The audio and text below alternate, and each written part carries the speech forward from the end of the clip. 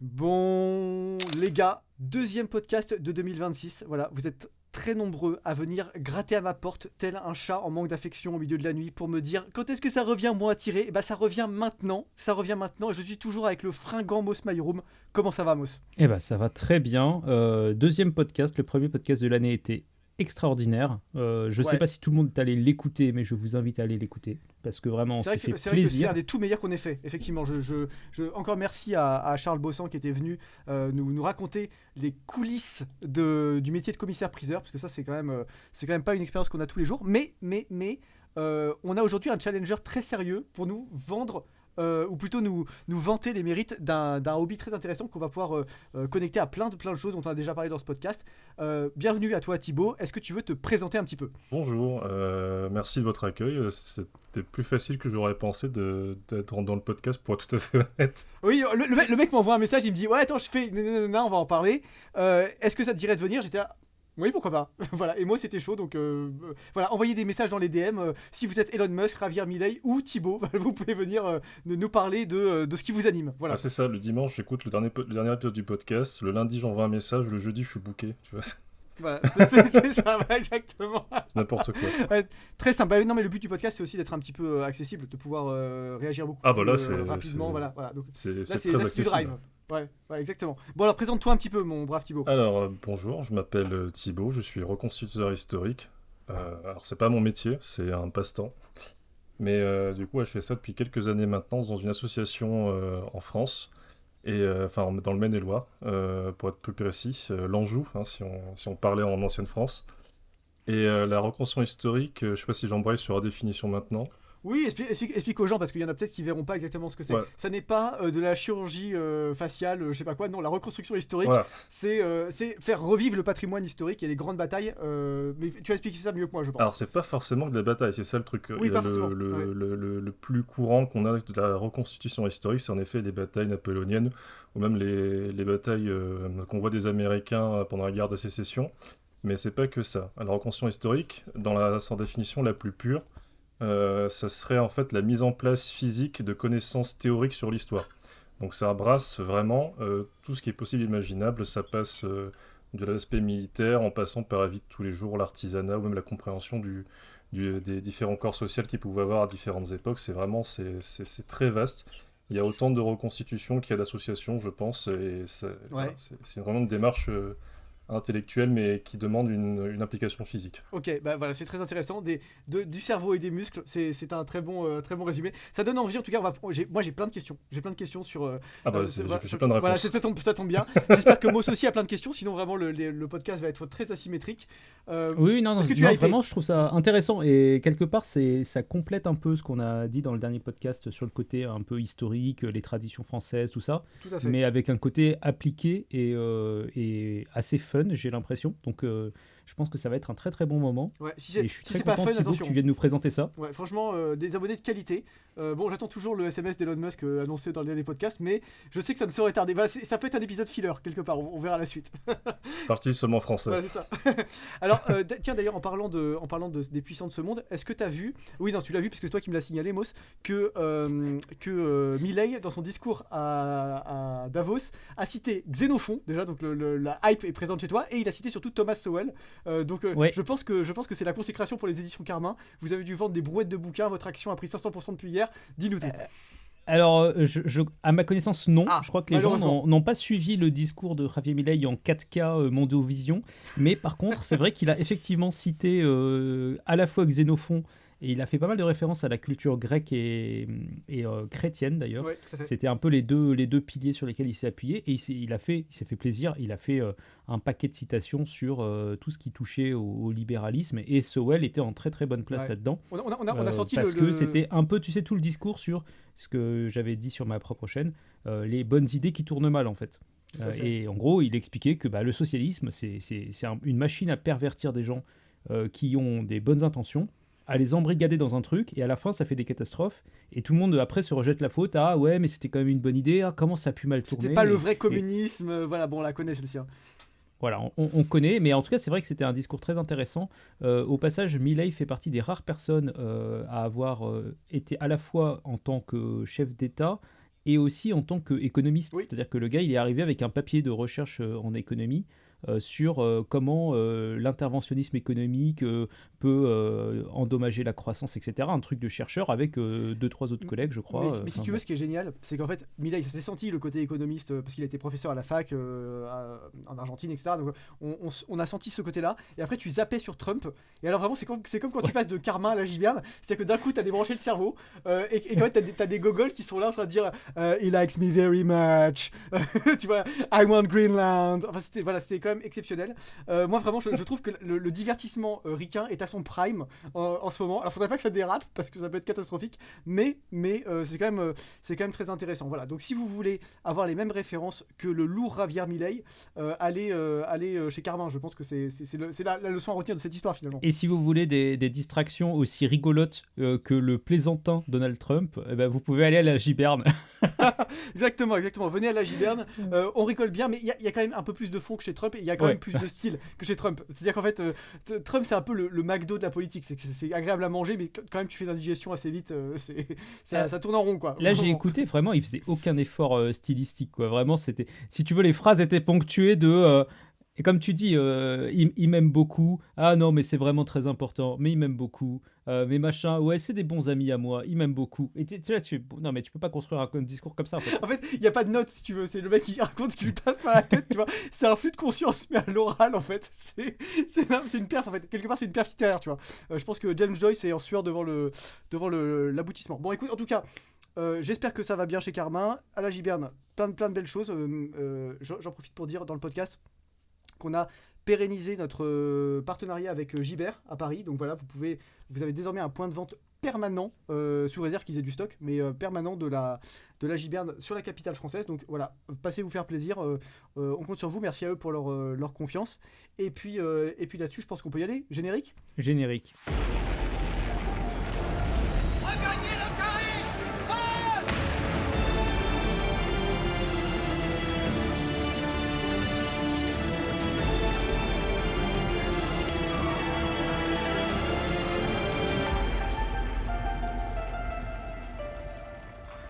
Bon, alors, mon cher Thibaut, maintenant venons-en au plat de résistance. Tu nous as donc donné une définition générale de la reconstitution historique. Déjà, parle-nous un peu de toi, comment t'es tombé là-dedans, qu'est-ce qui t'a amené à faire ça? Alors moi, comme beaucoup de reconstituteurs, je suis un enfant qui n'a jamais grandi en fait. C'est bien, faut C'est- rester fidèle à l'enfant qu'on a été. Je pense qu'il faut vraiment une part d'enfant en fond de soi pour se dire ah, et si j'aime taper avec des gens avec une épée ce week-end. une occupation saine, vraiment pour un adulte équilibré, c'est parfait. Voilà. Avec protection, attention, avec protection, les enfants, faites pas ça on fait ça en sécurité. Non, c'est simplement, comme beaucoup de reconstituteurs, je pense que j'ai un rapport à l'histoire qui est très, comment dire, viscéral. Enfin, Oui. je fais partie des enfants, des écoliers qui aimaient beaucoup l'histoire. C'était l'une de mes matières fortes quand j'étais en parcours scolaire.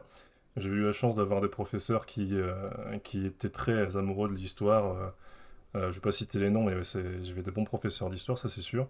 J'ai pas persévéré dans le côté histoire parce qu'en fait, j'aime l'argent, donc je suis plutôt parti dans du scientifique.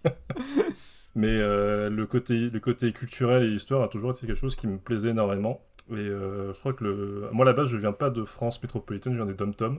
Donc, si vous voulez, tout ce qui est château, période médiévale, tout ça, pour moi, c'est exotique. Oui, d'accord, je vois. je vois. C'était exotique. Voilà, les palmiers, c'est marrant, mais bon. Oui, donc c'est l'inverse, en fait. T'es le monde miroir en fait du français moyen. Exactement, exactement pas. C'est quoi ça? Un aligot, mais c'est incroyable. Oui, alors, Une raclette. aujourd'hui, c'est exotique pour les gens, mais c'est une question de pouvoir d'achat. Ça, c'est un autre problème en fait. C'est le Ah, problème. c'est ça. C'était tellement exotique pour moi, les fondus, j'en suis tapé une en été, pour Ah vous ouais, dire. ah ouais. Ah là, ça c'est. Ah, mais déter. Ouais, déter. Et donc, alors, comment voilà. ça a commencé au début de la reconstitution historique? T'avais quel âge? Comment tu t'en es venu à faire ça finalement? Je suis arrivé sur le tard. J'avais déjà 25-26 ans quand j'ai commencé. J'avais vu pas mal de choses qui apparaissaient sur les réseaux sociaux, sur YouTube notamment, avec des influenceurs qui parlaient de ce genre de choses. Influenceurs de niche, hein, pas se mentir. Bon, voilà, c'est pas eux qui passeront sur des rewind popcorn ou je sais pas quoi, il y a quand même assez peu de chance. Mais je voyais des Ok. trucs passer comme ça et ça me plaisait bien. Je dis, ah, c'est quand même sympa, quoi. J'ai fait ce que je pense qu'il faut faire quand on commence la reconstitution. Il faut pas forcément se fixer sur une période particulière. Il vaut mieux se rechercher ce qui approche de chez nous pour pouvoir avoir de la disponibilité pour participer aux activités associatives à ce niveau-là. Parce qu'en soi, toutes les périodes sont Ouais, intéressantes. tout à fait. Faut juste. Ah, ça, c'est intéressant parce que pour le coup, je pense que tu as pas mal de jeunes qui sont intéressés par la thématique, qui ont des fixettes sur une période Ah très oui, ils veulent être précise. chevaliers, ils veulent être Ça peut être la Napoléon, période etc. Ouais. napoléonienne, ça peut être la période médiévale, ça peut être... Et c'est vrai que c'est un peu contre-intuitif quand tu leur dis, bah en fait, non, mais juste va à côté de chez toi et puis tu verras bien. Et si ça se trouve, loterie, pas de chance, t'aimes bien Napoléon, mais en fait, c'est le 12e siècle. Voilà. Voilà, Napoléon au bah, XIIe siècle, c'est compliqué, Mais- effectivement. Alors, les Napoléoniens, c'est une race à part, hein. Dans la Ah ouais? reconstitution, faut en avoir conscience. Ah ouais, c'est. Autant les reconstituteurs ils passent pour des illuminés, les Napoléoniens c'est les illuminés parmi les illuminés, hein. C'est le fou du village des fous, en fait. C'est quand même. Ouais, ils sont enthousiastes au sens chrétien du terme. Voilà, ils sont habités par l'esprit, pas par l'esprit du Christ, mais par l'esprit de Napoléon, quoi. Ah oui, d'accord, ok. C'est assez impressionnant. J'ai des histoires sur eux, mais bon, ça Non, reviendra mais on après. racontera les anecdotes après. Est-ce que ça te fait peur de venir parler avec Le Hussard, une chaîne dont l'univers pictural est intégralement tourné Bah, autour de Napoléon et de la période c'est faux, napoléonienne? monsieur Mazuro, c'est Que- faux, puisque tu sais que d'ailleurs le hussard fait référence au mouvement des hussards des années 50, au hussard bleu de Roger Nimier, Mais au oui. hussard sur le toit, enfin que des choses qui sont postérieures à Napoléon dans ce que tu dis, au hussard noir de Peggy, que des choses qui sont postérieures. Même si, évidemment, il y a le général Lassalle, Oui. bon d'accord, mais c'est tout. Ceci étant dit, est-ce que le personnage du hussard tel qu'il est représenté sur ta chaîne n'est pas un peu d'ambiance Non mais d'accord, napoléonienne ok, quand même? certes, mais disons que c'est quand même plus que ça. Donc je suis pas, j'ai toujours dit que j'avais du respect pour l'épopée napoléonienne. Après, je veux dire, en termes de gouvernance, Tu n'es pas une groupie napoléonienne Voilà, de base, quoi. voilà, non, C'est mais- ça que tu essaies de nous mais, dire. non mais si tu veux en fait il y a chez Napoléon des trucs un peu énervants, il y a quand même ce côté, mais j'avais dit dans une vidéo, il y a ce côté nouveau riche en fait chez lui, tu sais, genre le mec il est arrivé sur le toit du monde et il se comporte comme un mec à Dubaï dans un magasin Louis Vuitton, tu vois, il y a quand même le côté un peu agaçant comme ça chez lui. Bah, le mec est corse. Ouais, c'est ça, Je t'attendais c'est ce qu'il ça, fasse en fait. Putain, T'as jamais fait de genuflexion aux invalides? non, ah bah, franchement, non, mais le tombeau est magnifique. Aux Invalides, ça vaut le coup. Et honnêtement, Oui. je veux dire, Napoléon est un personnage quand même absolument majeur et central de l'histoire de France. Donc c'est bien qu'il a un tombeau. Moi, j'ai pas de problème avec ça, hein. Je suis pas du tout. Et pareil, quand je vais me promener au Père-Lachaise à Paris, il y a tous les maréchaux d'Empire, hein, dans ce cimetière pour ceux qui savent. Vous pouvez vraiment jouer un peu à qui est-ce. Vous passez devant, vous avez tous les maréchaux, mais même vous avez aussi les scientifiques de l'époque. Vous avez Champollion, vous en avez d'autres, etc. Vous avez les écrivains aussi de l'époque, enfin un peu postérieurs. Vous avez Balzac, par exemple, etc. Donc c'est vraiment un petit concentré d'histoire et ça vaut le coup d'y aller, je n'ose pas dire en pèlerinage, mais au moins pour l'intérêt intellectuel que ça peut susciter. Voilà. Ah, surtout la chapelle des Invalides avec toutes les bannières prises au cours des différents conflits qui est vraiment impressionnante pour le coup. Elles sont vraiment dans l'état d'époque et elles n'ont pas été restaurées, donc certaines c'est vraiment des lambeaux et c'est vraiment impressionnant. Ouais, à voir. on sent qu'il y a du vécu, quoi, que ça a tapé dur. Bref, alors Thibaut, revenons-en un peu. Pourquoi tu as choisi, du coup, ta période de prédilection, c'est le 15e siècle, hein, tu m'as dit. Ouais, début 15e siècle pour être précis, 1417-1434, oui c'est un peu trop précis. Ah ouais, d'accord, c'est un peu trop précis pour être un mec normal, en fait. Vas-y, donc là, faut Alors, si tu veux, justifier. c'est une période où moi je compte à peu près en siècle, tu vois. Donc quand tu commences à me donner des années, je me dis qu'il y a un truc qui va pas. Alors rassure-toi, je suis pas non plus un feuille du bocal à ce niveau-là, les pires étant les contemporanéistes. Donc c'est tout ce qui est Première et Seconde Guerre mondiale, et là on parle de semaines, voire en mois. Ah oui, d'accord. Ah non, ok. mais sont... Ouais, d'accord. Donc les mecs sont en mode j'ai mis le camouflage de mars de 1942. De la Ouais, semaine, parce de la semaine 72, voilà, à partir du début du conflit, non, c'est... Ouais, Mais ils d'accord. ont les sources, ils ont raison de se faire plaisir à ce niveau-là, ils ont les sources, autant Ouais. pourquoi se priver? Alors Alors, que, au contraire, alors que, on a ouais, les au Moyen-Âge, antiquisants, ils ont un linothorax, c'est une forme d'armure qu'il y avait à l'Antiquité, qui était commun à un certain nombre de peuples, ils ont un linothorax, la borne temporelle d'utilisation du linothorax, pour que ce soit considéré comme histo, c'est 1200 ans, quoi. Ah oui, d'accord. Bon, parce que j'allais dire, le progrès technique a fait que les uniformes ont évolué très vite dans les derniers siècles et beaucoup moins avant. Mais 1200 ans, effectivement, là, ça commence à être un petit peu long. Ah non, mais moi je me fous de leur gueule, hein. Là, pour le coup, on approche du roleplay, ouais, complètement, ouais. Particulièrement ceux qui font du celte gaulois savent même pas ce qu'ils portaient en termes de pompe, faut arrêter. C'est marrant 5 minutes quoi, mais bon. Putain, c'est bien. En fait, on n'aura même pas réussi à passer le cap de la définition avant que tu commences à clasher les mecs d'à côté. Donc, Ah mais est-ce que- c'est un jeu entre Je crois que le constructeurs, on se concept en clash fait, du entre podcast, c'est périodes. c'est qu'on va clasher la moitié des mecs de France qui s'intéressent un tout petit peu à l'histoire. En fait, ce que tu sais pas, moi, c'est qu'on va tomber dans un rabbit hole. On va avoir après des mecs qui vont vouloir venir répondre dans le podcast. Ça va devenir un podcast C'est- de reconstitution historique. En fait. C'est totalement un rabbit hole, hein, la reconstitution, c'est totalement ça. Bon, alors, du coup, explique-nous pour de vrai pourquoi 1400. T'as dit quoi 1417, 1434, hein, c'est ça? C'est ça. En fait, comme je vous le disais à la base, je suis pas fixé sur une période. J'aime l'histoire au sens large du terme. L'histoire avec un grand H, si on peut utiliser des figures de style. Et donc, ce que j'ai fait, c'est que je voulais m'impliquer dans la reconstitution et pas forcément dire ah, il me faut cette période-là. Donc, j'ai fait ce qu'il fallait faire, savoir j'ai contacté l'association la plus proche de chez moi. Association avec un certain niveau, hein, je précise, parce que toutes les associations ne sont pas forcément à un niveau forcément très élevé en termes de reconstitution, il faut en avoir conscience. C'est pas un tard ou quoi, c'est juste faut le savoir et l'avouer quand c'est le cas.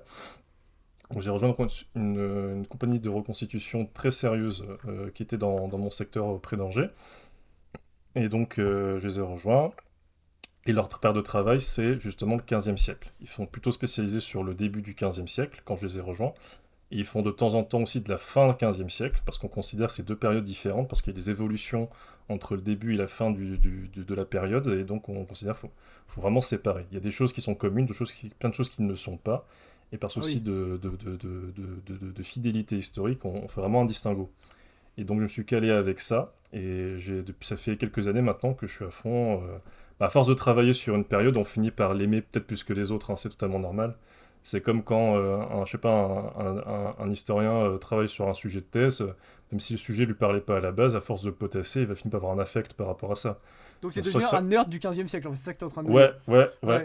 Donc, en fait, Est-ce que tu ça se lisais- voit Tu Est-ce lis que des ça gros- se voit Oui, c'est vrai, parce que vous avez pas, vous avez pas le décor là, mais il a derrière lui un très beau. Alors, c'est quoi? C'est un écupin ou comment il faut présenter ça? Alors, la terminologie exacte, c'est un grand pavois. Un grand Un grand pavois, pavois. celui-ci, il fait 1,30 m de haut.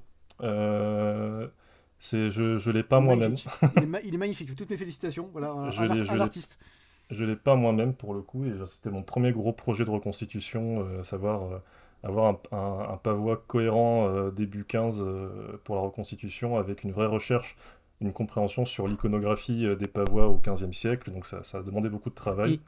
Alors, tu peux nous expliquer, peut-être pour les néophytes, vraiment néophytes, ça sert à quoi un pavois ça correspond à quel besoin enfin, Ouais, c'est juste une sorte d'étendard ou il y a autre chose Ah non, c'est un bouclier, hein, vous vous Ah, rendez c'est pas un forcément bouclier, compte, ok. mais bah oui. Non, parce que là, il est posé derrière toi, on se rend... Enfin, Ouais. Ah oui, non, il est ok, solide. d'accord, c'est un truc en Ouais. dur. Ok, moi Ouais. j'avais l'impression que c'était une sorte de toile tendue sur Ah non, un non, cadre. non, ça enfin, c'est un oriflamme, ok. Samos, c'est pas la même chose.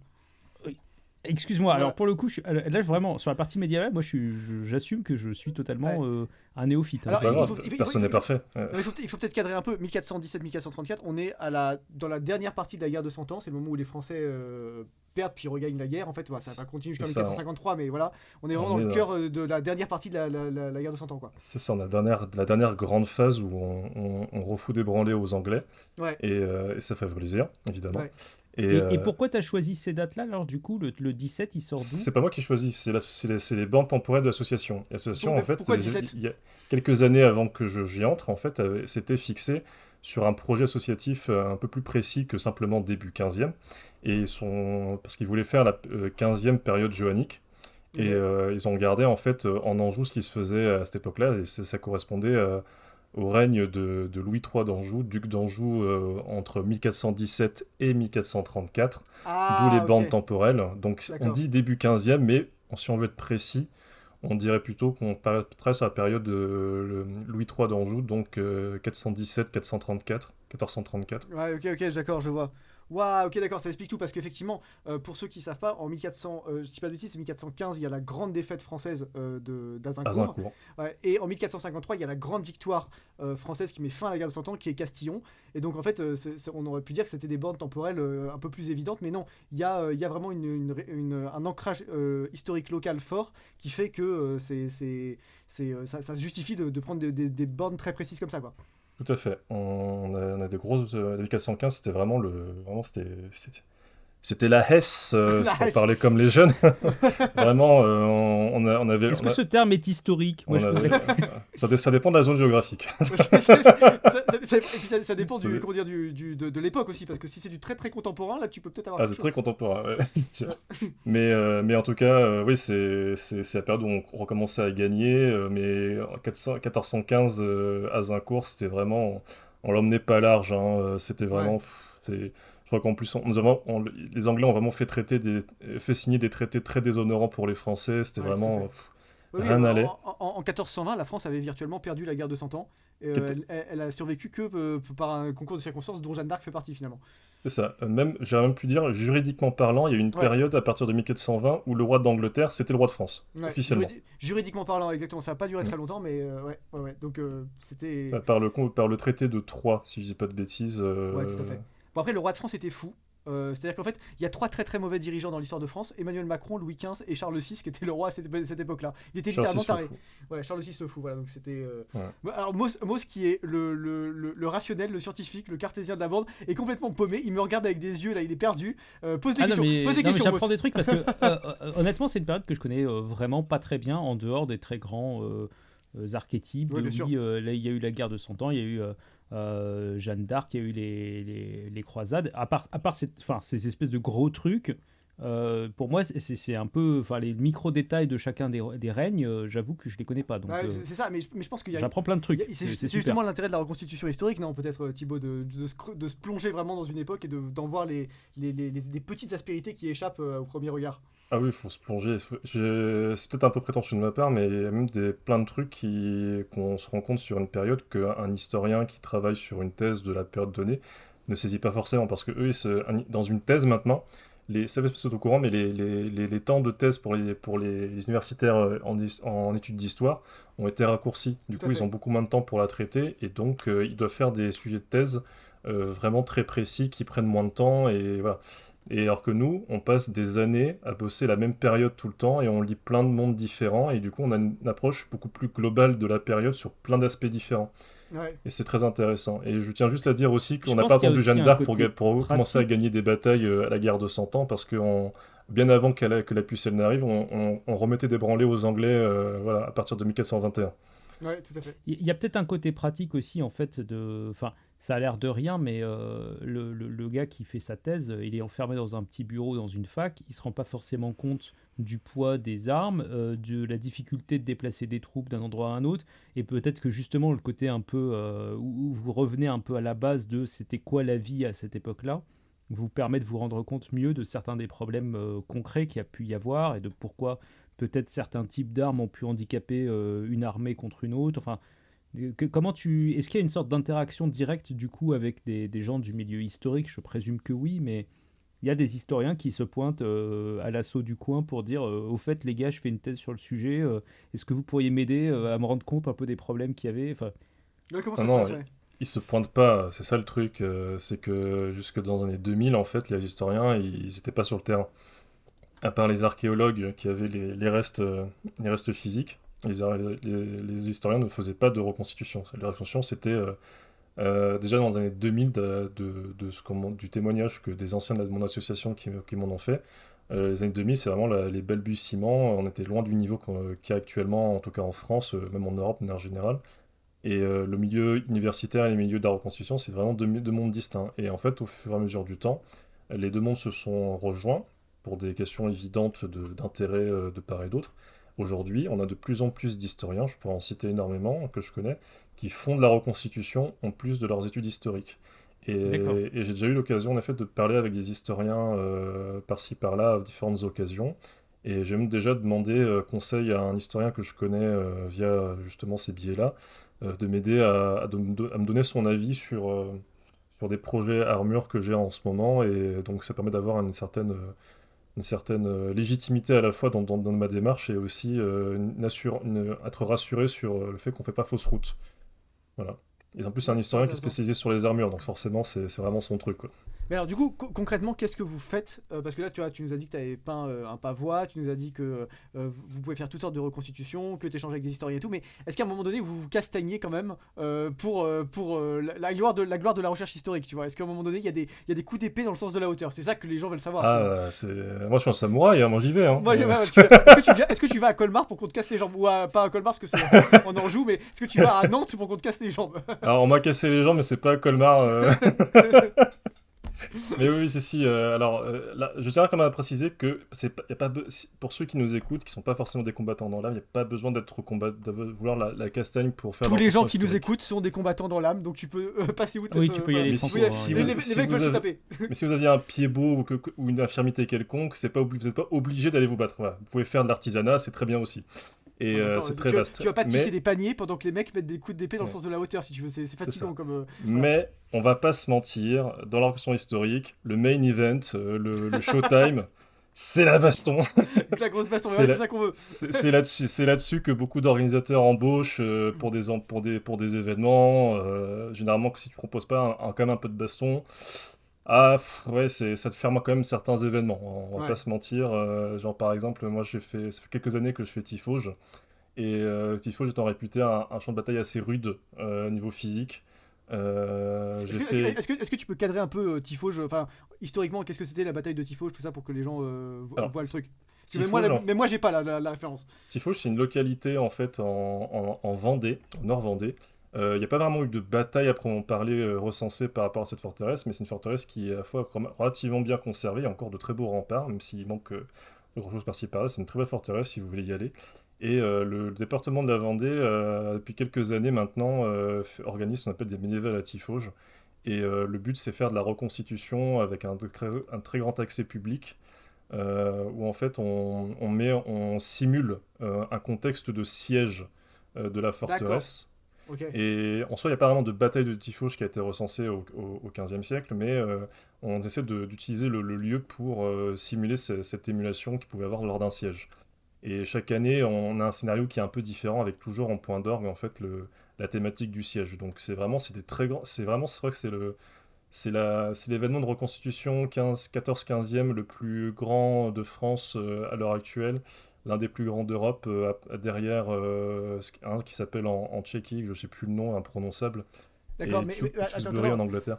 Mais du coup, ça veut dire que vous vous retrouvez pour vous faire un siège sur une forteresse où il n'y a jamais eu de siège. Donc déjà, comment vous... Enfin, qu'il n'y a jamais eu de vous- siège recensé, Ouais, de en siège tout cas recensé. cette période-là. Ouais. Mais si vous faites un siège, historiquement, s'il y en avait eu un, il aurait ressemblé à ça. C'est ça la logique, en fait. On essaie de s'en rapprocher le plus possible. C'est pas toujours évident parce que en vrai, il faudrait plus de contingents que ça encore vu la taille de la forteresse. Ouais. Mais on peut pas non plus faire tout le tour de la forteresse parce qu'il il y a une départementale qui passe à côté. Donc on va pas boucher la départementale.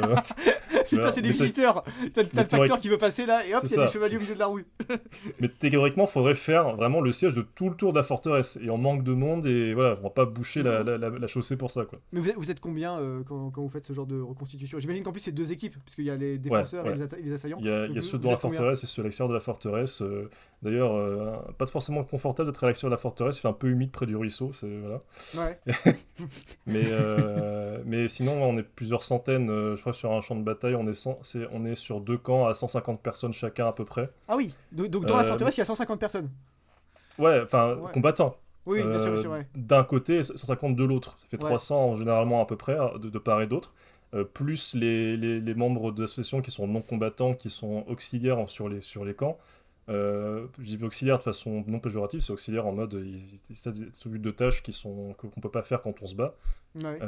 Mais ouais, ça fait quand même plusieurs centaines de reconstituteurs, sans compter le public, on est sur plusieurs milliers de personnes qui se déplacent pour venir voir ça. Et encore, c'est loin d'être le champ de bataille le plus gros que j'ai connu. Le plus gros que j'ai connu, c'était en Angleterre à Tewkesbury. Oui.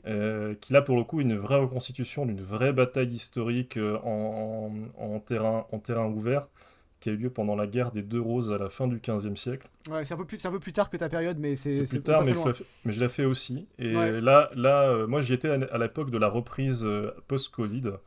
Et c'était une petite année de Ouais. ce qu'on m'a dit, mais on était quand même 1000-1500 de chaque côté, quoi. Et dans la Ah ouais, quand même. Dans la Waouh. réalité, ils étaient combien à cette bataille? C'est ça la question. Ah, Est-ce qu'on bah, a des attends, effectifs? j'ai jamais les chiffres en tête. Parce que tu Mais sais, les chroniqueurs médiévaux, ils te disent nous étions 800 000.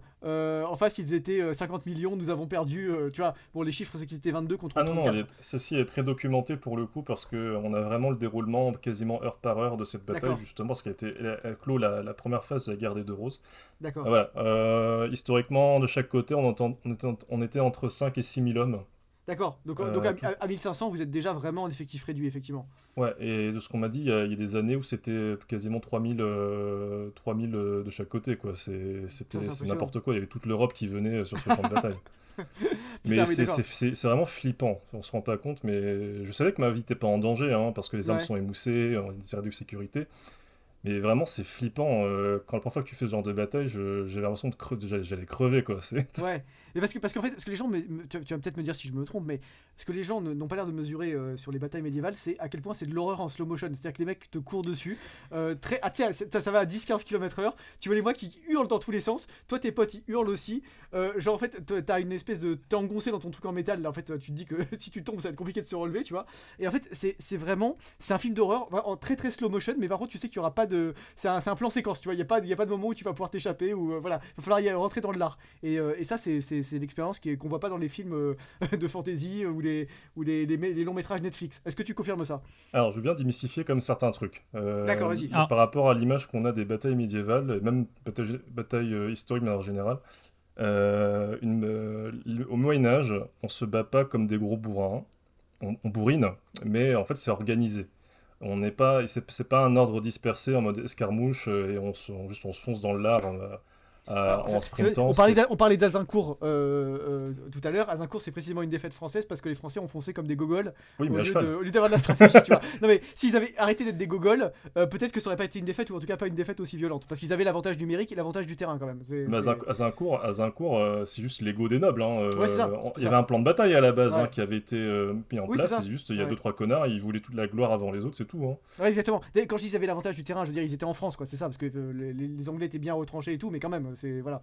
Ouais, ils ont clairement sous-estimé beaucoup de paramètres. Mais en Ouais. tout cas, pour ce qui est de la bataille, il faut savoir que l'image de Game of Thrones, où t'as les gens qui se foncent juste dessus sans ordre de bataille établi, c'est totalement faux. Justement, le principe, c'est de faire le maximum de dégâts en ayant le moins de pertes possible. Et à cet effet, on fait toujours des formations compactes pour maximiser le pouvoir du nombre. Et au Ouais. Moyen-Âge, ça fait pas exception. Et généralement, on court pas, parce que courir, c'est se fatiguer trop facilement, et généralement, on prend de la vitesse vraiment sur les derniers mètres. Ah, donc c'est encore plus en slow motion que ce que je disais. C'est-à-dire que c'est même pas 10-15 km/h. En fait, c'est en slow motion tout le temps, sauf à la fin, Ouais. c'est genre au moment du contact, les mecs ils accélèrent un mètre avant. Tu Bah, sais. je, Putain, les coups de je- presse médiévaux. je vais vous raconter mon expérience au début de la bataille de Tewkesbury quand j'y étais. Déjà, on nous fait nous préparer 1 heure à l'avance. C'était en mois de juillet, il faisait chaud même en Angleterre. Ouais. On avait le soleil qui tapait sur les casques en métal, c'était infernal. On nous fait patienter, bon, on nous faisait boire pour pas qu'on ait des œufs. Ils t'ont fourni l'armure ou t'es venu avec ta propre armure Ah non, d'ailleurs ton armure, c'est ton armure. Hein, D'accord. si- Donc toi, c'est-à-dire qu'à un moment donné, Voilà. t'es passé à la douane anglaise avec genre 30 kilos d'acier forgé, quoi. Bah, si vous voulez, j'ai mon armure dans une caisse derrière le pavois. Ah, tu nous montreras en off parce que les gens verront pas de toute façon, mais c'est intéressant. Mais ouais, ton armure, c'est ton armure, c'est ton matos. Si ton matos, on prend soin. Si c'est le matos de tout le monde, personne n'en prendra soin. C'est le principe. Ouais. Principe. Bah, Donc en fait, c'est Ayn Rand, pas trop t'aurais le pas dit le contraire. communisme quoi. Ouais, Ouais, c'est ça, ça. le communisme ne marche pas, j'en suis convaincu. Bah, c'est marrant, Ayn Rand appliqué au Moyen-Âge, ça c'est quand même intéressant. Ouais, mais tous ceux qui ont fait voit des choses. l'associatif te le diront, hein, si c'est à tout le monde, c'est à personne. Hein. Ouais. Et donc on arrive sur le champ de bataille et on était dans les premiers arrivés parce qu'on est tout au fond. Et progressivement, on voit de plus en plus de mecs se stacker sur la grande plaine et tout. Et tu dis, mais ça s'arrête quand? Ils se continuent à arriver, les mecs, Ça c'est quoi ce s'arrête pas en bordel? fait. Pourquoi il y a autant de monde? C'est chiant. Pourquoi? Et du coup, t'attends, tu t'agenouilles pour économiser ton énergie, tout ça, pour pas te fatiguer inutilement. Et après, on fait un ordre de bataille qu'on a révisé au préalable. En plus, nous, on y allait en contingent français, donc c'est plusieurs associations qui se mettaient ensemble pour aller à Tewkesbury. Donc on était ce qu'on appelle The French Alliance. Ok. C'était très stylé. On avait une petite répute là-bas, hein, pour ceux qui se demandent. Et on se met dans de bataille et on commence à avancer. On est les premiers à avancer. Et on tient vraiment les rangs. On est tous serrés. Et en fait, moi, j'étais débutant cette année-là. Donc, j'avais pas le droit d'aller en première ligne. J'étais en deuxième ligne. Bon, il y a juste un mec d'écart entre moi et la première ligne. Hein. Oui, Voilà, d'accord, donc c'est une sécurité toute quand même, hein. relative. C'est ça. Et j'avais un petit brassard blanc pour indiquer aux autres qu'il faut faire gaffe, etc. Mais du coup, j'étais au milieu. Vraiment au milieu de la formation. J'avais un mec à ma droite qui me poussait vers ma gauche. Un mec à ma gauche qui me poussait vers ma droite. Un mec devant moi dont je voyais que le dos. Et un mec derrière moi qui me poussait avec un bâton pour me faire avancer. Ah oui, Et d'accord. vraiment, et on marche jusqu'à la ligne adverse.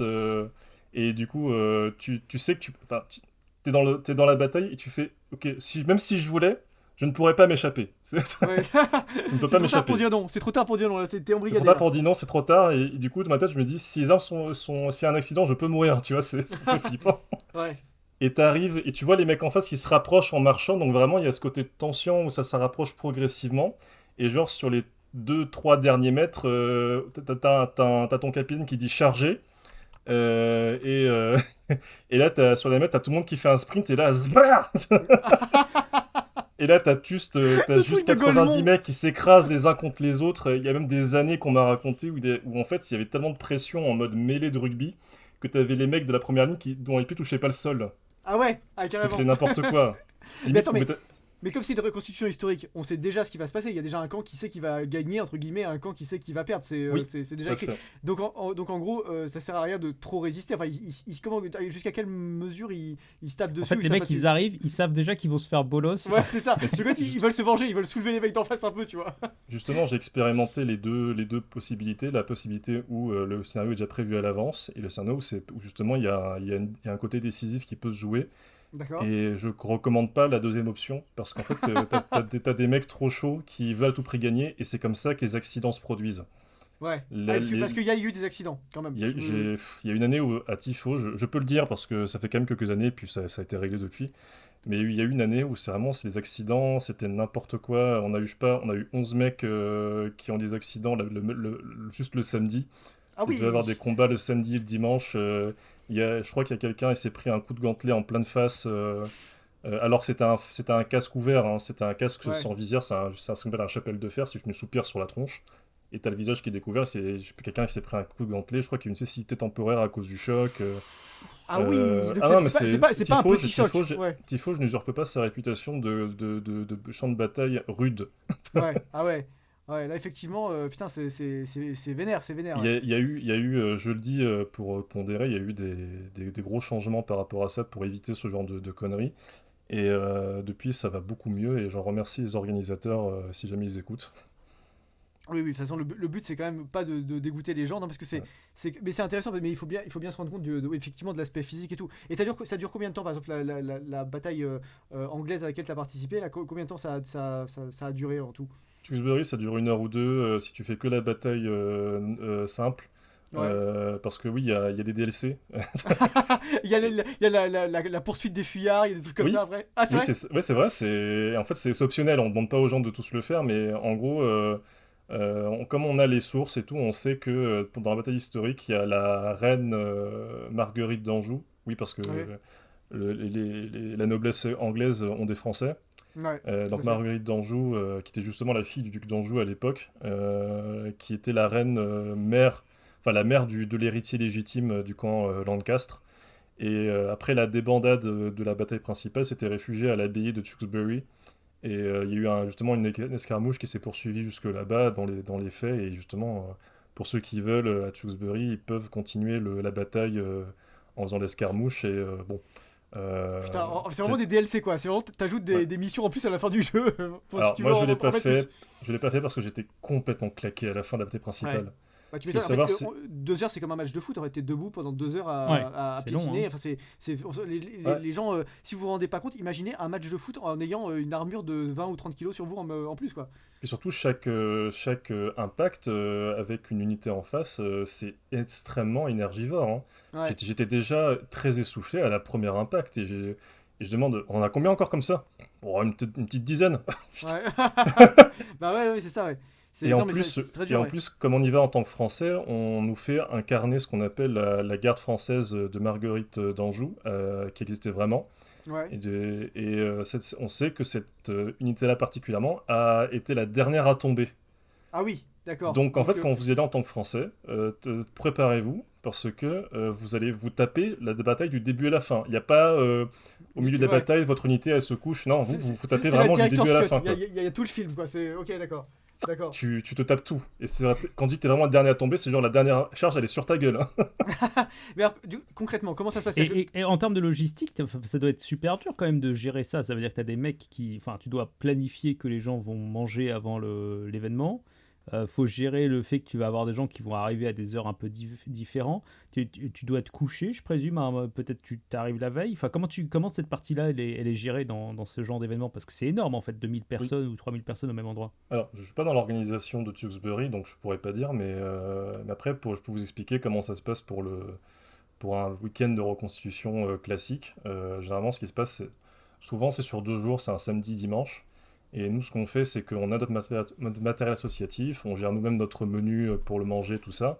Et on est défrayé, en plus du contrat Ah, vous êtes rémunéré défrayé. pour l'association. Ok, ok, je savais pas ça. Ouais, En fait, l'association est rémunérée, mais pas les membres. Ouais. C'est ça le truc. D'accord. Mais vous avez quand même. J'imagine qu'ils prennent en charge vos frais de déplacement, peut-être, ou quelque chose comme Oui, ça oui, ouais, ça. on a un système d'effraiement mis en place en interne dans l'association pour prendre en charge les frais de carburant. D'accord. Mais ton matos, c'est ton matos, hein. C'est pas l'asso qui va te le payer Ouais, en général. Et généralement, ce qu'on fait, c'est qu'on arrive le vendredi en fin de journée pour installer le campement. Et on fait ça on fait toute la journée de samedi, on fait la journée de dimanche. Et on fait le démontage à la fin de la journée de dimanche. Et on part le soir même et chacun rentre chez soi pour le dimanche soir, quoi. Ah, C'est comme d'accord. ça que ça se passe en général. Tu dois être bien rincé quand même le dimanche soir après avoir traversé. Là, tu prends des petites dosettes de sucre, tu sais, pour tenir, parce que sinon les muscles veulent plus suivre, quoi. Alors j'avais pris un selfie le dernier tifo le dimanche une fois rentré chez moi, j'étais complètement éclaté, j'ai envoyé ça à mes potes, ils se sont bien foutus de ma gueule. Parce que du coup, alors, j'imagine que tu dois avoir plein de potes du coup maintenant dans l'association ou dans la reconstitution historique, Oui. mais tu as aussi des potes à l'extérieur. Est-ce que tes potes à l'extérieur ils comprennent ce passe-temps ou est-ce qu'ils te prennent pour un zinzolin? Ah bah les deux. Les deux, d'accord.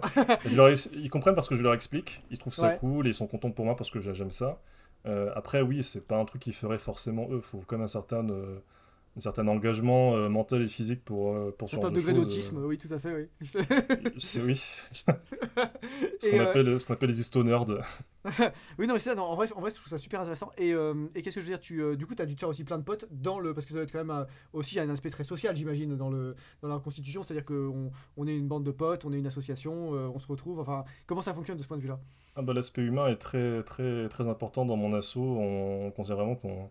Alors ça paraît un peu sectaire, mais on est vraiment une famille voilà, en interne dans l'association, donc c'est pas toujours évident parce que faut voir le côté purement pragmatique de la reconstitution avec le côté très humain des rassemblements Ouais. entre personnes. Tout le monde n'est pas forcément comme ça dans les associations de reconstitution, mais dans la nôtre en tout cas ça l'est, ça aide sur beaucoup de choses. Après, faut pas une action sectaire qui reste que dans leur association. Moi, j'aime bien discuter, échanger avec d'autres personnes, d'autres associations, dans d'autres périodes historiques. C'est très enrichissant. Je fais beaucoup de potes comme ça et tu te rends compte que tu es moins seul dans ton autisme. Oui, bah oui, bien sûr. Tu rencontres des gens. Mais du coup, par exemple, tu vois, quand tu disais que tu t'es venu avec ton armure et tout, est-ce que par exemple ton épée ou les armes que tu utilisais, peu importe, est-ce que c'était aussi toi qui devais les apporter ou est-ce que c'était comment dire, les organisateurs qui te la fournissaient? Ma question c'est est-ce que tu as passé la douane anglaise avec une épée médiévale? Oui. Et Ok, bah, parfait. ton armement, c'est ton armement, hein. C'est pas Ouais. l'armement de l'association ou quoi, et c'est pas l'organe qui te le fournit, c'est ton armement. Et oui, après les anecdotes, la douane française et anglaise sont au courant de D'accord. l'existence de Tewkesbury.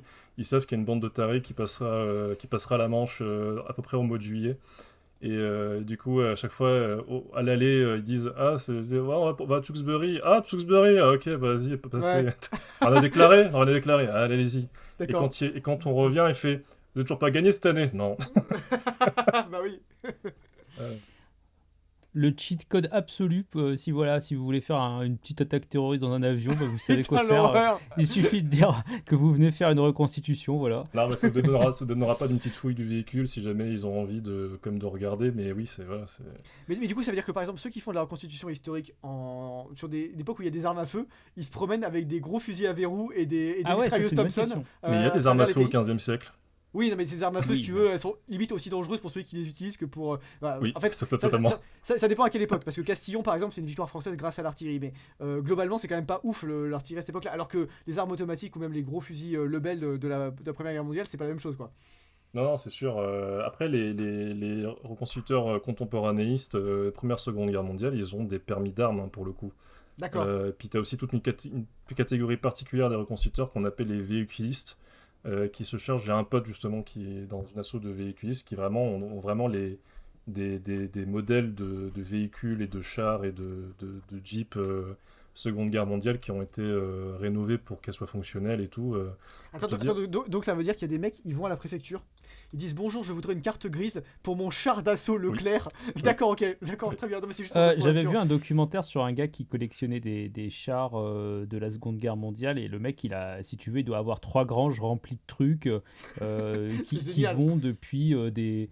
Ouais, je crois que c'est vraiment les années 30 jusqu'aux fin des années 40, quoi. Et c'est incroyable en vrai. Ah bah Ça l'assaut vaut- l'assaut de Ça mon vaut pote, ils combien, ont un tout ça, hangar. putain Ah ouais, c'est ça. Mais ça vaut combien ces véhicules-là? Parce que c'est des véhicules de collection quand même, donc ça doit avoir un certain prix, j'imagine. Oh, ça doit avoir un prix, mais moi je pense que c'est inestimable de base, et si un jour ils doivent revendre leur matos à ce niveau-là, j'ai aucune idée de à combien ça pourrait se chiffrer.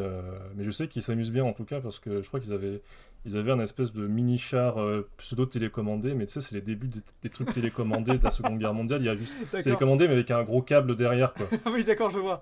Et il m'avait raconté qu'il s'était chauffé à se dire, et si on customisait ce truc-là pour garder les bières au frais. Ça m'a D'accord. beaucoup fait rire. Bon, ils se sont éloignés de l'aspect strictement historique, si je comprends bien. Oui et non, parce que c'est juste l'intérieur qui peuvent modifier, mais en soi, le truc, il est vraiment d'époque, quoi. Ouais. Puis il y a Ok, ok. il y a beaucoup de chars et de véhicules, en fait, il faut bien savoir que la mécanique, elle a été refaite parce que bah, c'est trop vétus sinon, quoi. Ouais, je vois.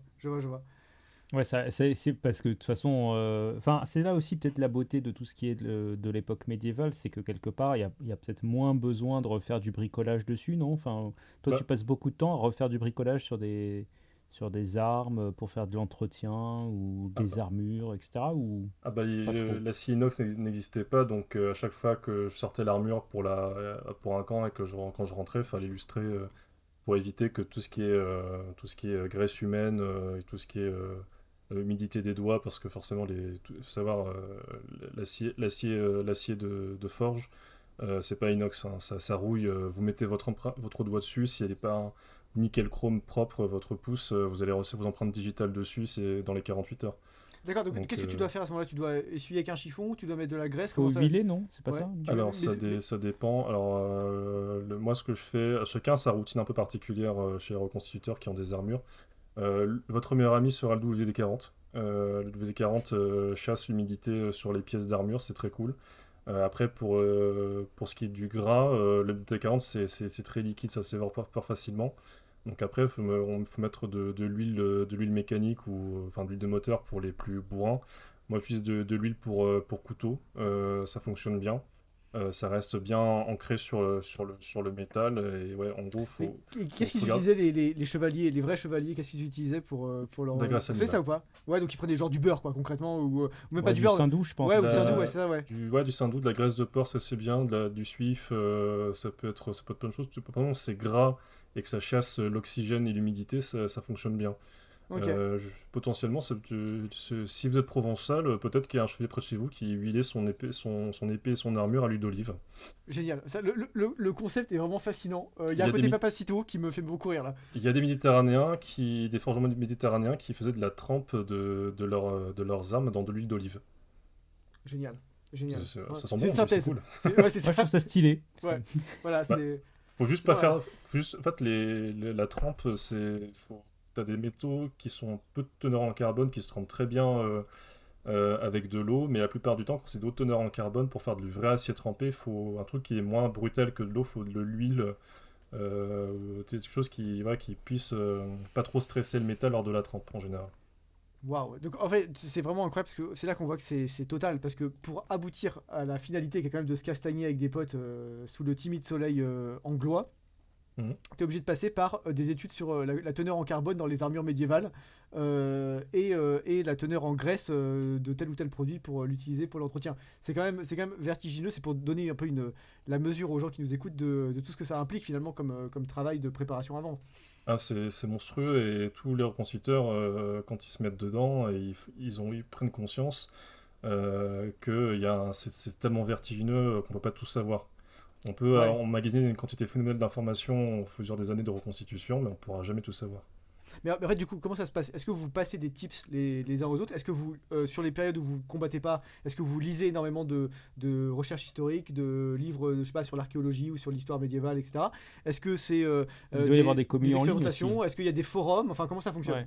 Alors les plus studieux de reconstituteurs, en effet, passent leur temps à apprendre des choses via différents médiums. Les plus fainéants vont se contenter juste de ce que les autres reconstituteurs vont leur enseigner, avec le niveau de risque que ça implique en termes de fausses informations. Il y a Ouais. énormément de choses de fausses informations qui ont perduré en reconstitution jusqu'à ce qu'ils soient débunkés par des reconstituteurs plus sérieux ou même des historiens qui sont penchés dessus et ça a été rectifié au fil du temps. Mais jusque dans les années 2000-2010, ouais, il y avait beaucoup de choses qui étaient vraiment foireuses en reconstitution qui tendent à disparaître fort heureusement. Mais ouais, faut toujours se poser la question de ok, c'est comme ça, mais pourquoi est-ce que c'est comme ça? Est-ce qu'on a des sources? Est-ce qu'on est sûr de ça? Ok, t'as vu ça où? Qu'on vérifie si c'est correct. Faut toujours se remettre en doute et faut aussi accepter qu'une découverte archéologique ou historique puisse remettre en question tout ce qu'on pensait savoir sur tel secteur. Faut avoir de l'humilité par rapport à ça. Et toi, si tu devais chiffrer ça un peu au pif, mais si tu devais chiffrer le degré de fidélité auquel tu crois être arrivé par rapport à un combattant de 1417-1434, tu te situerais où? Tu te dirais, je suis sûrement au moins 80% fidèle, ou est-ce que tu serais plus modeste que ça, ou au contraire, tu serais encore plus confiant que ça? Par rapport aux tenues, par Oui, rapport oui, par rapport aux tenues, ouais, c'est ça que je voulais dire. par rapport à l'armure, En fait, par rapport à, disons, j'ai envie de dire à l'ensemble de ce que tu fais quand tu es sur le champ de bataille. C'est-à-dire, je te parle pas du comportement parce que tu sais bien que ta vie est pas en jeu, donc tu vas pas te comporter comme eux. Mais à part ça, tout ce qui est, oui, l'armure, l'équipement, l'entretien de l'équipement, que sais-je sur les vêtements, sur le déroulement des opérations. Enfin voilà, comment tu vois les choses? je pense sur le global, je pense qu'au moment où on parle reconstitution sur les top niveaux, on est à peu près compris entre 80 et 90% de certitude sur la réalité de la chose. Après, il y aura toujours une incertitude. Ok, ça, est-ce qu'on est sûr que ça apparaît vraiment à partir de telle date, Ouais. etc. Moi, j'ai un grand débat sur à quel point les becs de passereau étaient plus ou moins pointus en fonction du début ou du milieu du 15e siècle. Ah Bon, oui, ça, d'accord, d'accord. voilà, c'est un vaste débat dont on n'aura jamais vraiment la question. Ça faisait partie des choses de discuter avec un historien spécialiste des armures où on avait un débat là-dessus, enfin une discussion là-dessus, mais qui a été très enrichissante. Ouais. Mais c'est vraiment, faut avoir de l'humilité et accepter qu'un jour peut-être que ce que tu pensais savoir sera faux. Est-ce qu'il y a des choses que toi-même que tu croyais au début et que tu as débunké au fur et à mesure et tu t'es dit non putain c'est pas possible voilà. À partir du moment où je fais la reconstitution ou à partir du moment où j'ai vraiment commencé à vraiment vouloir m'instruire sur l'histoire de manière générale. Bah les deux.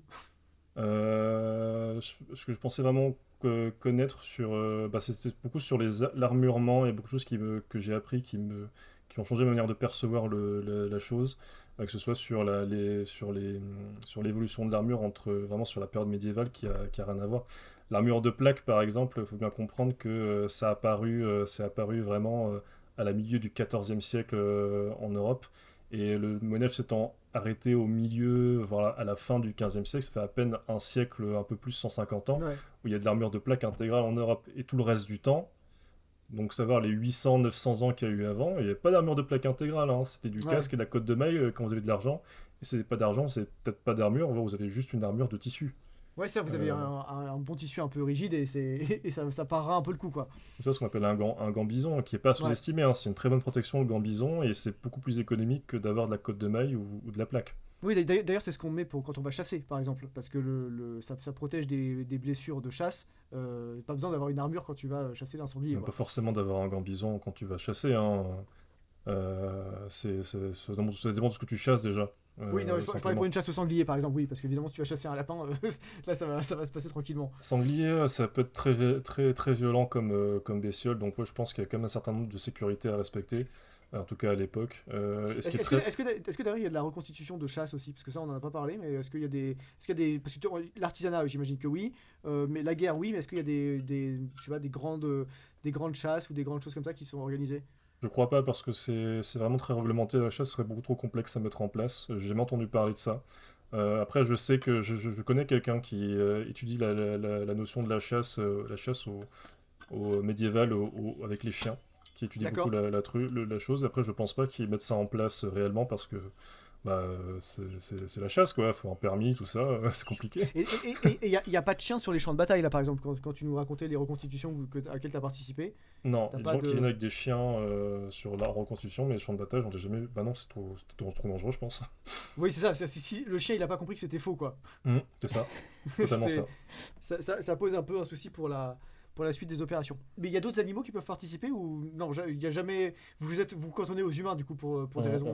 On se cantonne aux humains parce que les animaux, c'est une source de risque, entre guillemets. Alors, c'est pas que les humains sont tellement plus intelligents, au contraire, il y a beaucoup de gens très cons.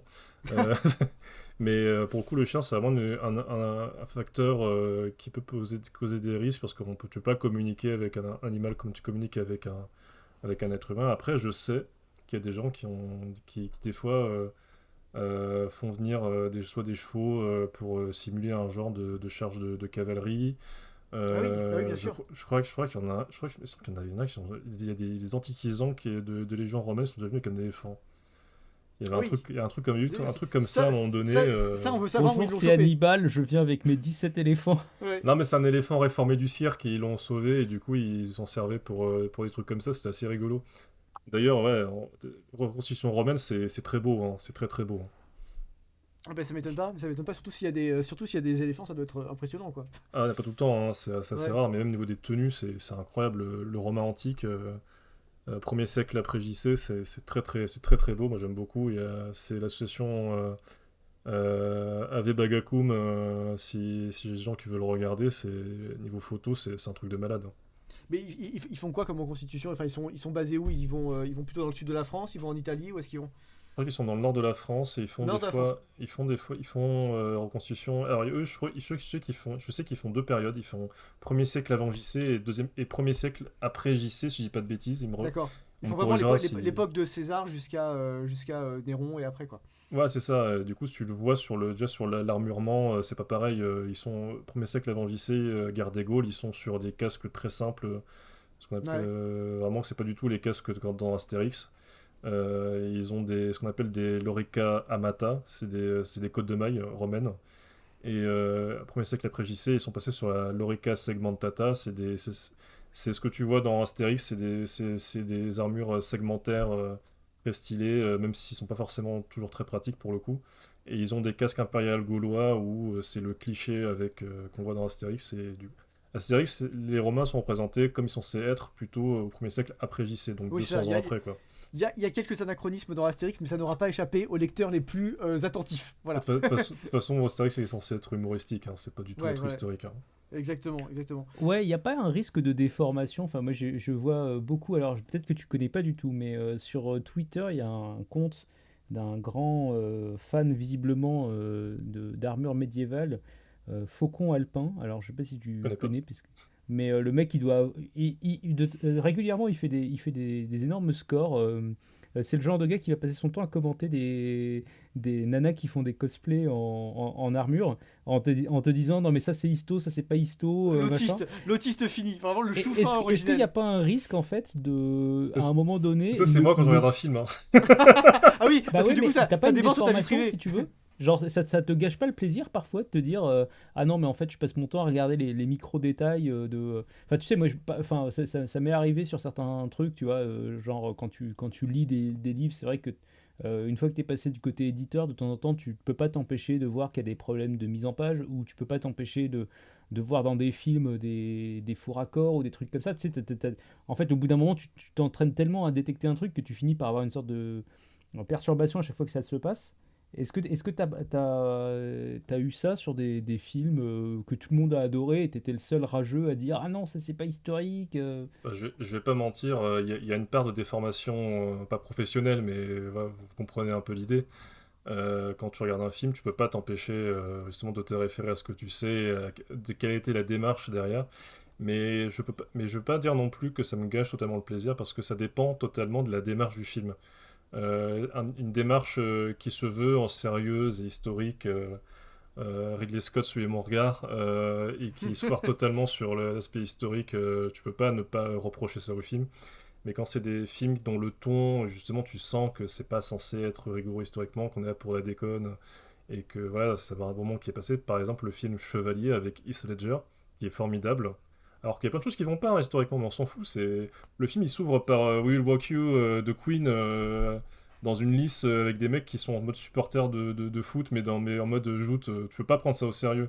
Donc tu peux pas reprocher de manque d'historicité, c'est n'importe quoi. T'as même une princesse française habillée en Leia Organa. Ouais. Mais ça, Camelot, je prends mon pied, Camelot, alors que Parce c'est que- tout sauf parce que historique. oui, il n'y a aucune source historique dans Camelot si tu veux. C'est Bah, un Moyen Âge complètement fantasmé sur un Moyen Âge complètement fantasmé. bah, il y a c'est des le délire au carré. références, il y a des Oui, références pour ceux qui connaissent le Moyen Âge. Il y a des petits appels de phare pour dire ah on connaît que les trois trucs, voici un petit peu machin, donc on est content. La série Camelot ne part jamais en mode oui c'est historique ce qu'on propose, pas du tout. C'est non, vraiment on est dans la de toute façon, fiction. le problème qu'ils ont, c'est que le roi Arthur, si tant est qu'il ait existé, serait plutôt un personnage de la fin de l'Empire romain, ou du moment où les Romains se retirent de Bretagne, plutôt qu'un personnage du Moyen-Âge au sens où on l'entend. Donc en fait, les mettre en armure de plaque ou les mettre dans des royaumes déjà équilibrés avec des vassaux, etc., c'est complètement anachronique. On n'est pas sur les mêmes périodes, quoi. Bah, on est sur la vision de Chrétien de Troyes dans Ouais, son roman. C'est mais vrai qu'on Chrétien ne de Troyes parle pas de vient. littérature à la base. Non, mais Chrétien de Troyes vient 900 ans plus tard, donc enfin, Oui. 800 ans plus tard. C'est des choses qui sont vraiment pas sur la même temporalité. C'est comme si aujourd'hui, un auteur d'aujourd'hui écrivait un roman sur la guerre de 100 ans, il y aurait même le début de la guerre de 100 ans, il y aurait le même décalage temporel. Ah oui, Ce c'est serait, ça, ce serait, c'est ce serait totalement total, ça. quoi. Ouais. Mais oui, je défonce des films dont la démarche n'est pas honnête. Je prends pour exemple le dernier duel de Ridley Scott. Il y a des choses très intéressantes, je dis pas le contraire, mais le problème dans ce film, c'est Ridley Scott. Euh, c'est, C'est marrant c'est- parce qu'il y a beaucoup de gens qui disent ça pour beaucoup de films de Ridley Scott, j'ai l'impression. J'en ai marre du filtre bleu, je suis désolé, mais ça Ouais. nique totalement la beauté Moi, des costumes. moi Parce que j'ai une théorie, c'est qu'il a un problème de vision et qu'il voit tout. Tu sais, qu'en fait, il a besoin de compenser, qu'il met du bleu à cause de ça. Parce que mais ça baigne dans la flotte, les films de Scott. C'est terrible. peut-être qu'il est daltonien, on sait pas. Ouais, ça, on Mais, ne sait pas. mais le Alors, filtre bleu, ça marchait bien sur Kingdom of Heaven parce que ça dure 5 minutes dans les phases où c'est en France. Dans Dernier Duel, c'est chiant parce que c'est pendant tout le film. ouais, Juste tout à fait. à la toute fin, ils arrêtent parce que le duel est terminé, que t'as Marguerite de Thibouville qui est enfin heureuse parce que son mari est mort, elle a un enfant. Il y a plein de choses qui vont pas. Enfin, il y a des choses intéressantes qui sont proposées, mais plein de trucs, c'est ni fait ni à faire. Et des choses qui sont pas du tout au bon endroit temporellement. J'ai vu des coiffes. Bon, ça, c'est des trucs de nerd. Ça apparaîtra qu'un siècle plus tard, ça n'a rien à faire là.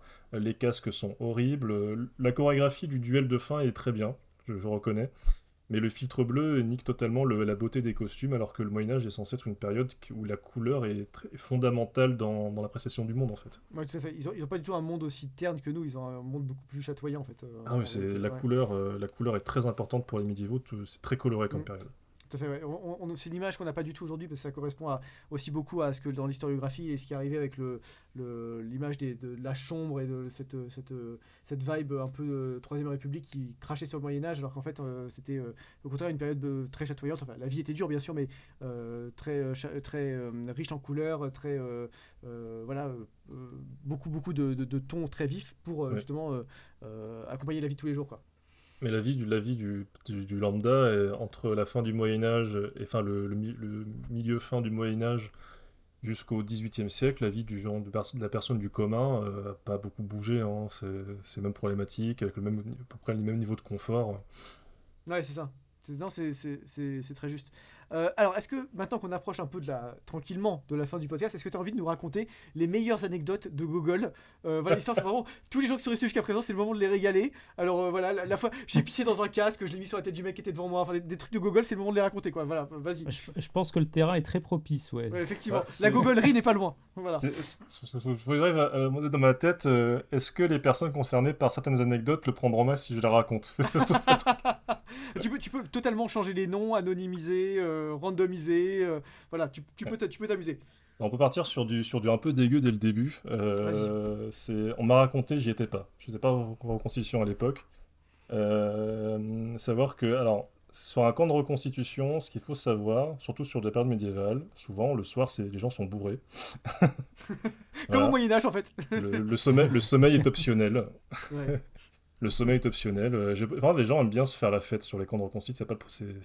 Ça fait plaisir en général. En fait, c'est une rave party, mais déguisée en truc historique, quoi. Ouais, ouais. Il n'y a pas la drogue, faut pas déconner. Mais le problème, c'est que le lendemain, les gens taffent, enfin, les gens se battent, pour être plus précis. Et du coup, ils sont pas toujours frais en se levant. Et on m'a raconté une fois que à Tifo, justement, sur une édition, bon, ça s'est donné grave le samedi soir la veille. Et le lendemain, sur le champ de bataille, il faisait très chaud apparemment, et le soleil cognait. Et là, dans les rangs de l'un des camps, t'as un mec en armure, il s'éclate par terre. Il tombe, il n'y a pas de combat encore, hein, c'est juste il s'est effondré, il a fait un malaise. Donc tout le monde pense que c'est la chaleur, tout ça. Ça, pour le coup, je trouve ça assez cohérent avec la reconstitution. Je pense qu'au Moyen-Âge, la moitié des mecs, enfin pas la moitié, mais il y avait des mecs qui devaient s'évanouir avant même que ça commence, tu vois. Il faisait chaud, c'est dur. J'ai plein d'anecdotes en tête, je peux pas tout dire, mais. Ouais. D'accord, mais... vas-y, je te l'interromps plus. Il y a un mec qui s'effondre, du coup, t'as une porteuse d'eau, parce que y a pas beaucoup de femmes qui combattent, pas par sexisme, par choix, généralement des femmes. Parce que si elles préfèrent se préserver en général, mais bizarrement. Ouais. Et puis, c'est plus historique, effectivement, s'il n'y a pas de femmes qui combattent, parce que je pense pas qu'au Moyen-Âge, n'en déplaise à Grota Beignet, je pense pas qu'il y ait eu beaucoup de femmes qui combattaient en première ligne, quoi. C'est En des tout cas, cas, dans les armées européennes. C'est des cas extrêmement rares, hein. On peut pas du tout en faire une généralité. Ouais. Et le peu qu'il y a, c'était assez hors du commun pour être noté, justement. Ouais, exactement, ouais. Donc le mec s'effondre, il y a une porteuse d'eau qui va lui porter secours, et savoir qu'il avait un casque fermé, ce qu'on appelle un bassinet à clave-viseur. C'est une espèce de... T'as la tête qui est coincée dans le casque, et t'as une visière qui s'ouvre comme ça par devant, avec ce qu'on appelle un éventail, un mésaille. Et elle va le voir, tout ça, et elle essaie de lui ouvrir son clave-viseur pour lui donner de l'eau et voir comment il allait. Et en fait, le mec, il s'était vomi dans le casque. Et elle ouvre le casque, et il y a vraiment un masque de vomi, en fait, qui couvrait le visage du gars. Et en fait, le mec était juste complètement pas frais de la veille, et s'est juste vomi dans le casque, et il s'est effondré comme un con, quoi. C'est n'importe quoi.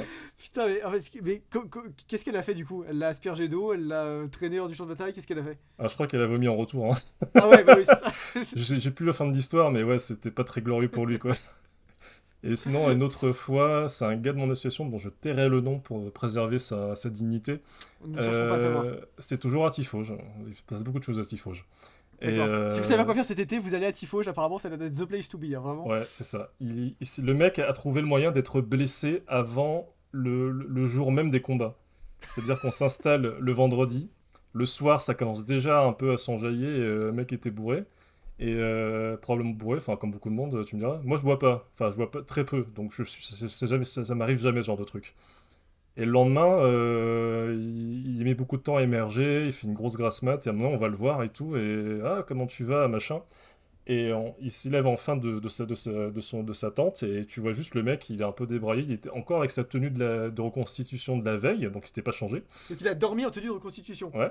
Alors c'est très bien en tenue de reconstitution quand il fait froid, parce que ça tient bien chaud. Ouais, c'était chaud, ouais, effectivement. Ouais. Et en fait, il se lève et il a un impact là sur le front, il a une coulée de sang séchée sur la gueule comme ça. Ah oui, comme s'il avait pris une balle dans le front, quoi. Non, mais juste comme si c'était cogné, quoi. Puis on dit, mais qu'est-ce qui t'est arrivé et tout. Et là, il dit, mais t'as du sang sur la gueule, qu'est-ce qui t'est arrivé et tout. Puis il commence à regarder le truc, et là il fait un malaise vagal. Et du coup, t'as les secours qui viennent le voir et tout. Et en fait, pendant la soirée, il était bourré, probablement, très certainement. Oui, ça et en fait, il s'est pris un linteau de porte en granit vendéen, tout ça, pendant un temps bourré. Et le mec a trouvé le moyen de se relever, d'aller se coucher comme ça, quoi.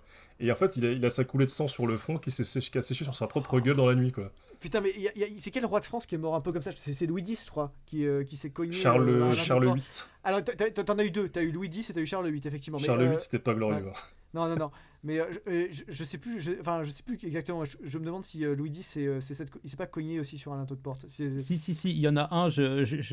Oui, je me rappelle de cette histoire où le type en fait est passé par un tunnel un peu plus bas que d'habitude Ouais. ou je sais pas quoi, et il s'est pris un linteau de porte. Et... Bonne Et- vie, ouais. Bah, on Ouais, lui ça dit, pardonne on pas. lui dit qu'il a fait une Charles VIII en dessous de sa gueule à ce niveau-là. Ouais, Et, putain. et le pire, c'est Terrible. il était arrivé solo, il y avait sa femme et ses gosses qui devaient arriver le lendemain matin pour X raisons d'organisation. Et genre, sa femme et ses gosses, ils arrivent pile au moment où le mec il fait un malaise gueule sur le camp. Ouais. Et vraiment, j'avais une scène de théâtre. J'avais côté cour, j'avais le gars par terre en malaise gueule, et côté jardin, j'avais sa famille qui arrivait, qui découvrait la scène. Qu'est-ce que t'as foutu? En fait, donc, on commence à cerner comme une problématique commune qui est l'alcoolisme dans le milieu de la reconstitution historique. C'est-à-dire Ah qu'en bah, fait, il faut interdire la bière, quoi. les autres périodes, je sais pas. En médiéval, oui, c'est une problématique. On a même fait en interne, on a fait une réglementation pour les combattants pour limiter la consommation d'alcool. Mais on est très loin des problèmes d'alcool qu'on a chez les Napoléoniens. Ah ouais? Un Ah, ça balance. Napoléonien, Ça balance. Les Napoléoniens sont alcooliques. Alors, très bien, je note. Napoléonien, en plus d'être fanatique, j'ai une très bonne amie qui travaille dans le tourisme et qui a été dans le staff Plessis-Bourré. Parce qu'il y a un événement Napoléon Plessis-Bourré où ils font venir le Tout est dans le nom. Napoléon officiel, mais des États-Unis. Ce qui fait D'accord. qu'il parle français, mais avec un accent américain coupé au couteau. Et les mecs Ok. sont quand même Bah, contents de le voir, si tu veux. un peu comme le vrai Napoléon qui parlait français avec un accent corse à couper au couteau. Donc, Exactement, si tu veux, voilà, exactement. c'est d'accord. Mais ils sont habités, hein. Mm. Et elle m'avait raconté, ma pote, que vraiment c'était n'importe quoi. Les mecs avaient droit à une quantité d'alcool donnée. Et les mecs, ils passaient leur temps à picoler toute la journée. Ouais. C'était n'importe quoi.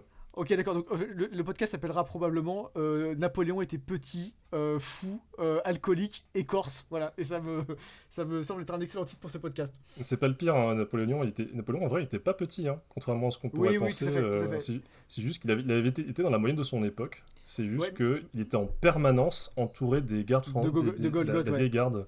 Ouais. Et la vieille garde, c'est le quota minimum, c'est 1m80. Ouais. Ce qui est Euh, rarissime à l'époque. Lui, c'était 1m68, je crois, non, de mémoire. 69, je crois, de tête. Euh, la vieille garde, c'est 1m80, le quota minimum pour rentrer dedans. Oui, non, mais Et, là, on parle de Napoléon. Napoléon, ouais, il faisait 1m68, moi 1m70, Ouais. mais c'était la moyenne de Ouais. l'époque, donc ça C'est va. ça. Oui, ça va, ouais. Et en plus, la vieille garde avait des shakos. Donc c'est des grands chapeaux Mhm. Ils très faisaient en 2 mètres, en hauteur. fait, avec leur Et truc, ça ouais. rajoutait encore de la hauteur. Donc vraiment, il paraissait petit à côté.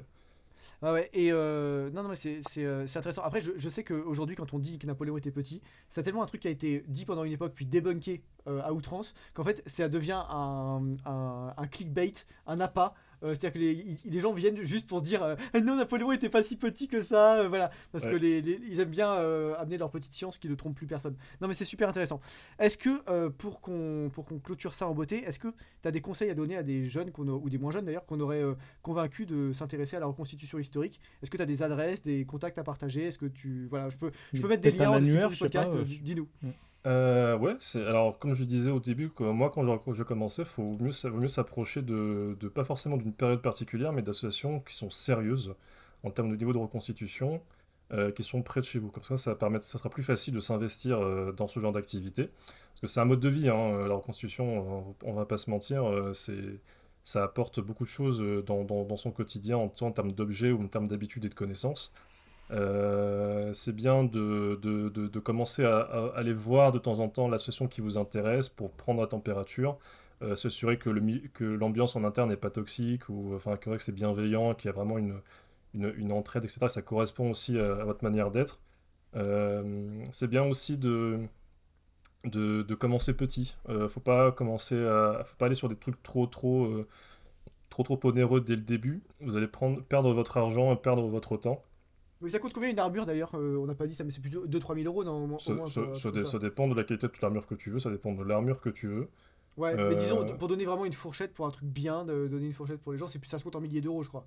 oui, oui, tu peux t'en tirer pour 1500, 2000 balles vraiment en entrée de gamme en termes d'armure chez des fournisseurs particuliers.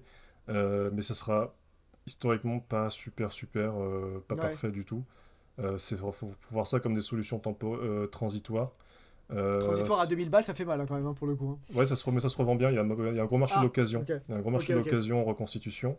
Moi, actuellement, je suis sur un projet plus ambitieux et j'ai contacté un des meilleurs batteurs d'armure de France, qui s'appelle Gaël Marais, pour ceux qui connaissent, et qui fait du très bon travail. Et on est sur un projet armure de chevalier début 15e siècle. D'accord. Là, j'ai déjà les jambes et les gantelets. On est en train de travailler actuellement sur les paires de bras et le casque. Et à terme, on finira par ce qui est par la cuirasse. Ouais. Euh, Après, voilà, faut aller petit à petit. Faut pas brûler les étapes. Commencez pas à vous dire, je vais faire un bon gros noble bien vénère. Faut toujours avoir une tenue de clampin classique de l'époque que vous visez. Le pégu. Voilà, Le pégu, tu commences c'est plus avec le mec qui facile va à cueillir mettre, des myrtilles. c'est Ok. plus facile à obtenir, c'est plus facile à travailler, c'est plus facile à porter. Et c'est ce qui vous dépannera dans beaucoup de situations. Bah, surtout que tu peux l'endommager, non? Je pense dans les batailles, dans les trucs, t'as peut-être intérêt à mettre un truc un peu moins quali le jour où tu vas te faire la plus grosse baston Non, de mais ça, l'année, ça- non? ça donne de la valeur, ça donne de la valeur, ça raye le truc, Moss, tu vois. Ah, Faut distinguer la tenue civile et la tenue militaire, c'est pas la même chose. J'ai une tenue- j'ai mes équipements pour le combat, j'ai mes équipements pour quand c'est pas combat, ce qu'on appelle le civil. Et c'est deux choses à prendre en compte. Et puis ouais, faut aller petit à petit, faut pas brûler les étapes, faut aussi savoir combien vous pouvez dépenser dans ce genre de passe-temps, c'est pas toujours comment dire, accessible pour certains types d'objets. Moi par exemple, moi je suis très mauvais en couture, j'ai dû sous-traiter la conception de mes tenues chez des artisans spécialisés là-dedans, des Italiens qui sont très gentils. Sartoria Monroe, sur ceux qui veulent le voir. Ils font du excellent travail en une reconstitution médiévale. Ensuite, après, on peut commencer à aller sur des choses un peu plus marrantes. Moi, par exemple, j'ai mon petit plaisir dernièrement, c'est que je m'étais acheté une épée reproduite à partir d'une pièce de collection privée qui est juste derrière moi.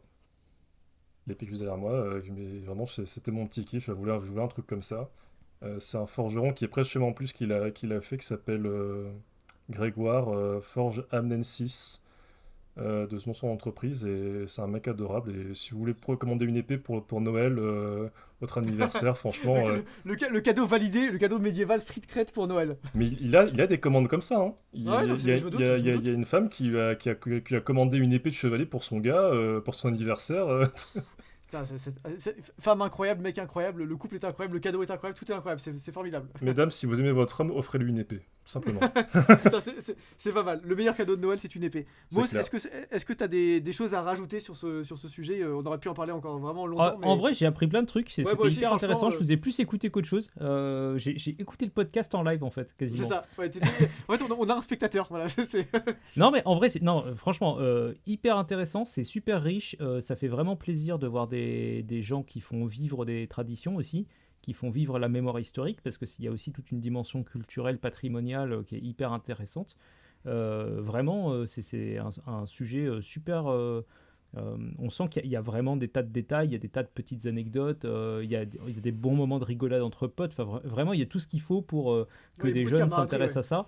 Et donc, moi, je vous encourage, franchement, allez-y, faites-vous plaisir, allez faire des reconstitutions, allez faire des jeux de rôle avec des batailles d'époques lointaines, diverses et variées. Faites-vous vraiment plaisir, quoi. Enfin, c'est hyper cool. Je sais pas si toi, mon cher Hussard, tu avais un petit mot de la fin sur ce Ah bah écoute, sujet. moi j'ai appris vraiment plein de trucs. C'était vraiment super intéressant. Donc merci beaucoup Thibaut d'être venu en parler. C'était vraiment c'est mon riche, plaisir. dense.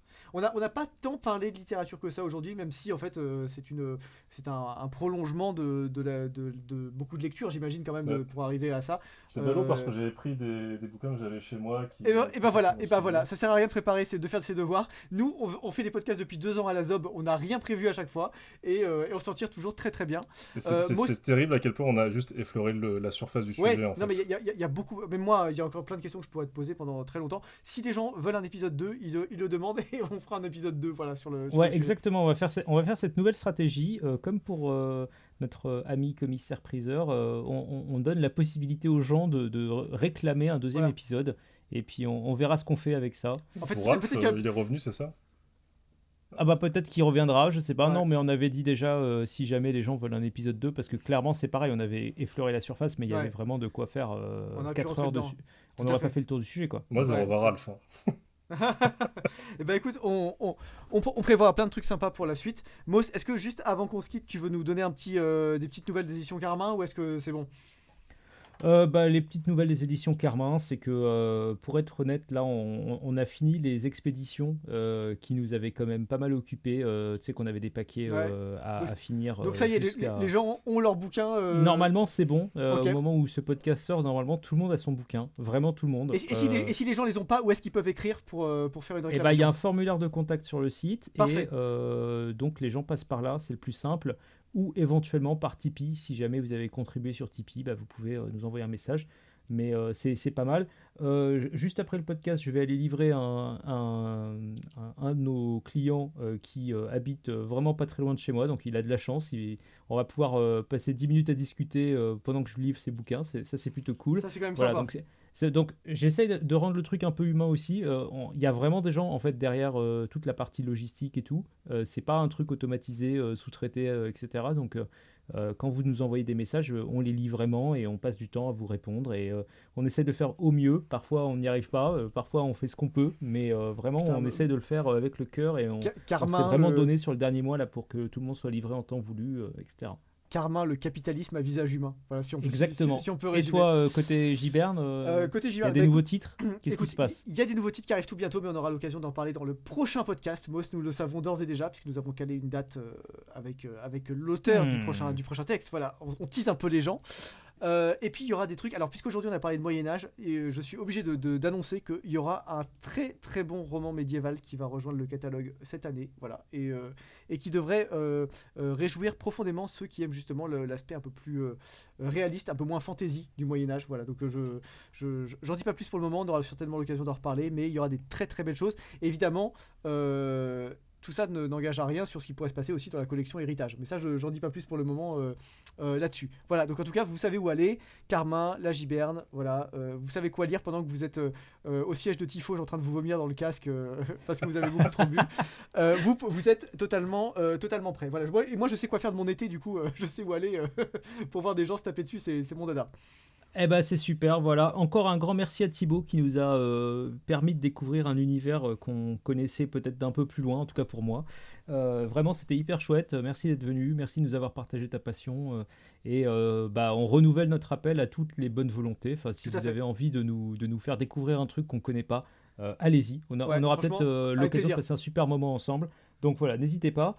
Et sinon, à dans 2 semaines À pour dans 2 semaines. un nouvel auteur, j'ai l'impression, mais je n'en dis pas plus. Oh, tu spoil les gens. Non, tu spoil les gens. Allez, Je divulgage. à dans 2 semaines. Salut tout le monde.